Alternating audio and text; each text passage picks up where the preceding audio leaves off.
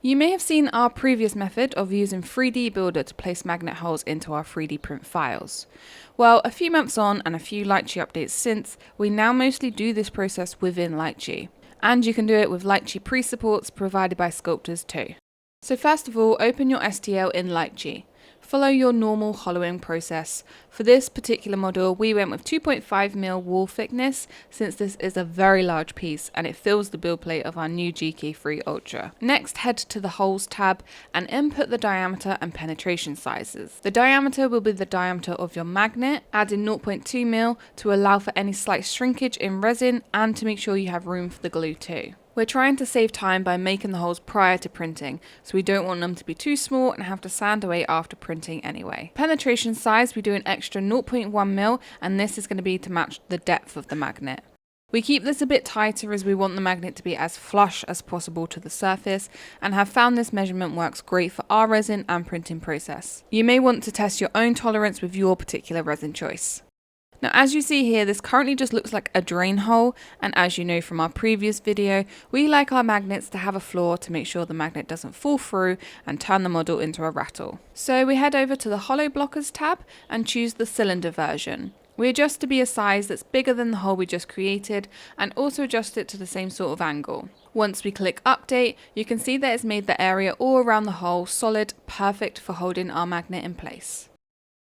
Before we move on to the install and talk about magnet types, let's quickly look at pre-supported files. So here we open the Lychee files provided, and to allow us to get to the spots where we want magnets, we hide the support so we can get a clear view. To do this, go to the top, click on View, down to Support Visibility, and click Hide All Supports. Now you can get in and turn those drain holes into magnet holes by adjusting the sizes and following the process we just discussed. So what magnets should you use? We get all of ours from First for Magnets.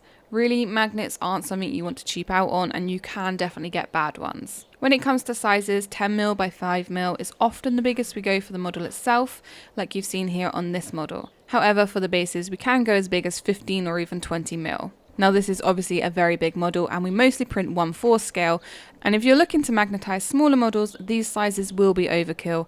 Generally just see what the biggest is you can fit. Also, we mostly use N42s. A lot of people go for N52s because they are stronger, but they're just not always necessary.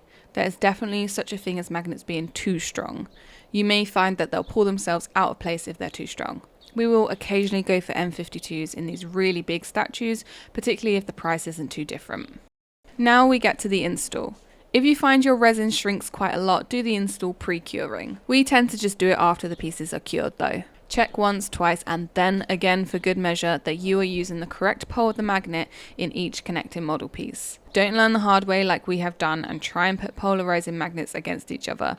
You're just not going to beat science. Once you're confident you got it right, drop in some of your glue of choice and push the magnet into place. To have a nice clean fit when it comes to building the statue, you want to get them as flush as possible.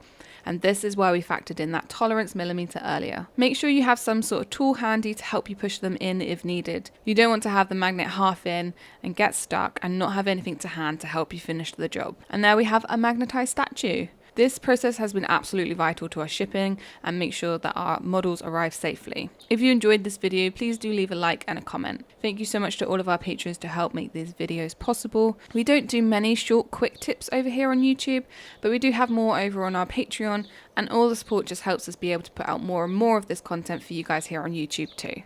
Catch you in the next one.